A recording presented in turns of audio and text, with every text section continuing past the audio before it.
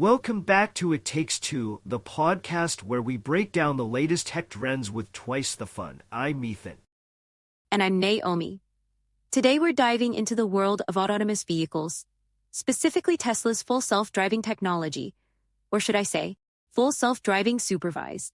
Or is it intelligent assisted driving now? I can't keep up with the name changes. Right? It's like when a celebrity keeps changing their name to avoid bad press. I'm not autopilot anymore, I'm full self-driving. I'm not full self-driving, I'm full self-driving. I'm full self-driving supervised. Exactly. It's giving P. Diddy Puff Daddy, Sean Combs vibes. But name changes aside, this technology has made some serious strides. Did you know Tesla's been working on this for almost a decade? I did. And Elon Musk has been promising full automation is just 6 months away for. Let me check my notes.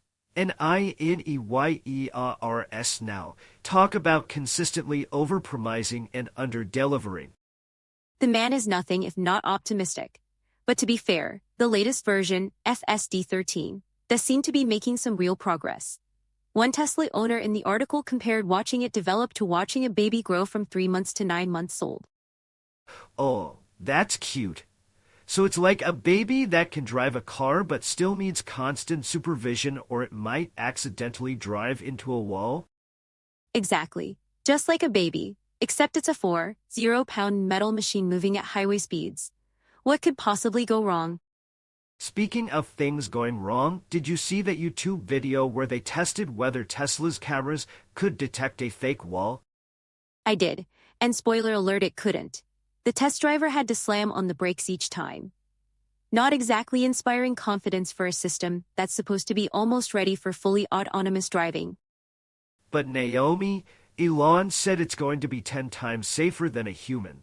Should we believe the CEO who's been promising full automation is just 6 months away for 9 years, or our own lying eyes?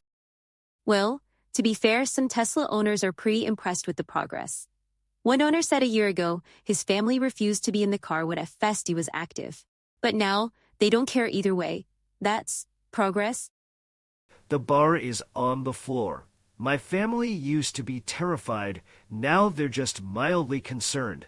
That's not exactly a 5-star safety rating. True, but the FSD enthusiasts in the article seem to love it. One guy called it insane how much it's improved in 3 years. It can now handle dirt roads, construction zones, and even interact with pedestrians.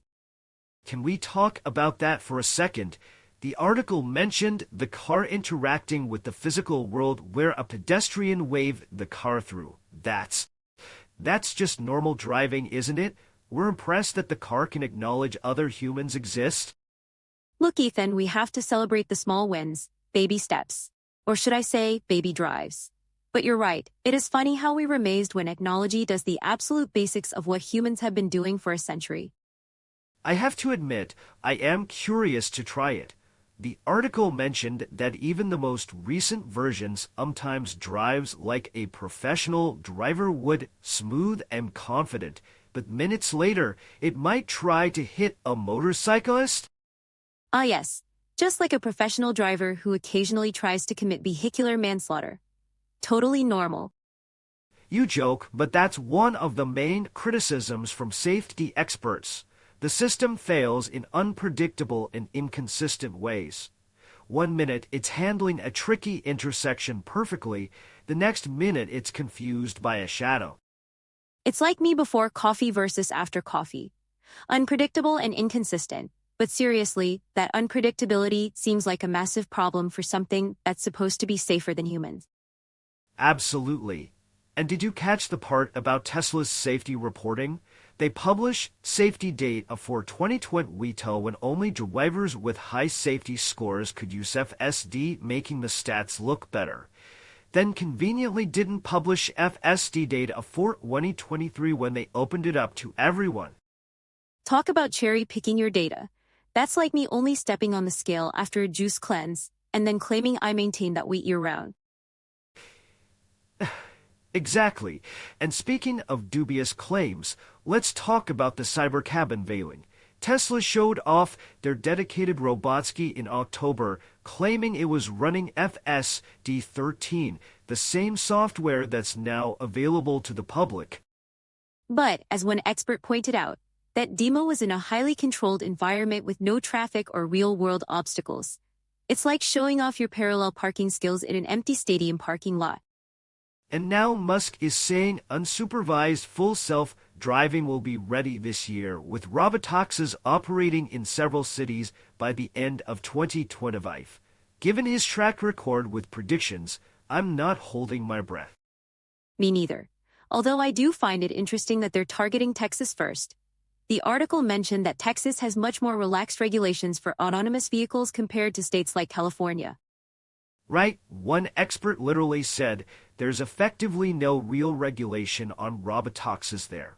So Tesla's strategy seems to be start in places with minimal oversight, then expand once they've worked out the kinks on the public. Which brings us to one of the biggest criticisms. Tesla is essentially using the public as guinea pigs for their ride. One lawyer representing plaintiffs in lawsuits against Tesla said they're using public roadways and members of the public as guinea pigs for their research. And these aren't just hypothetical concerns. The article mentioned several lawsuits involving injuries and even fatalities allegedly connected to Tesla's driver assist systems. One case involved a Tesla employee who truly believed the car was safer than a human driver, right before being involved in a fatal crash. That's the danger of the marketing versus the reality. Absolutely. And Tesla's defense in these lawsuits is basically, well, page ni intudio of the 120 page manual says you need to keep your hands on the wheel, so it's not our fault. As one critic put it, you can't shout the claim and whisper the disclaimer. That's a perfect way of putting it. It really is. And it's not just Tesla. The article mentioned that federal regulation for autonomous vehicles is basically non-existent.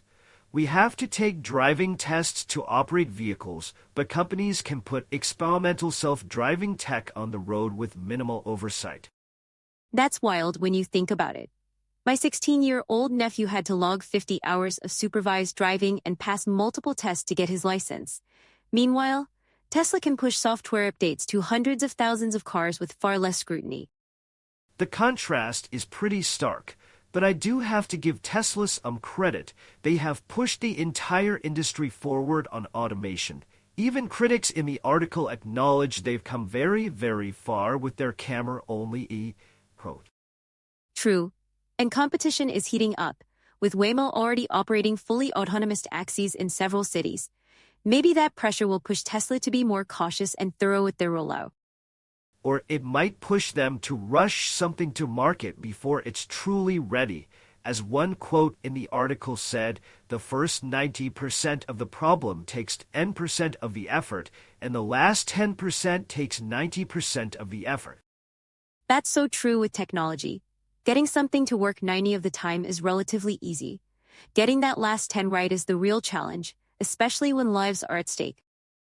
And that's the thing, for full self-driving to truly be safer than humans, it can't just be good most of the time. It needs to handle every edge case, every weird scenario, every unpredictable human behavior on the road. Exactly. As the article pointed out, humans can drive about 500,000 miles without crashing. That's a really high bar for AI to clear. Indeed. So what's your take, Naomi? Do you think we'll see really unsupervised Tesla roaming the streets by the end of 2025 as Musk predicts? I'm skeptical. I think we'll see something launch, but probably with safety drivers still in the vehicles, at least initially. What about you? I actually agree. I think the technology is impressive and improving rapidly, but that last 10 handling all the edge cases safely is going to take longer than Musk expects, and regulatory hurdles might slow things down even more. Well, there you have it, folks. Even Ethan and I agree for once, which might be more rare than a fully autonomous Tesla. If you're a Tesla owner with FSD, we'd love to hear your experiences. Are you impressed with the progress or terrified every time it takes the wheel?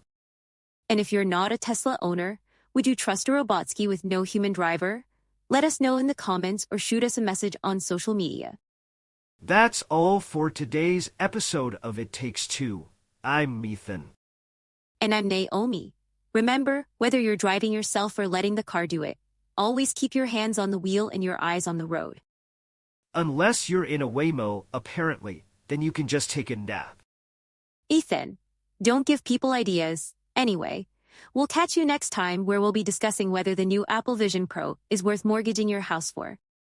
Spoiler alert, probably not. See you next time, everyone.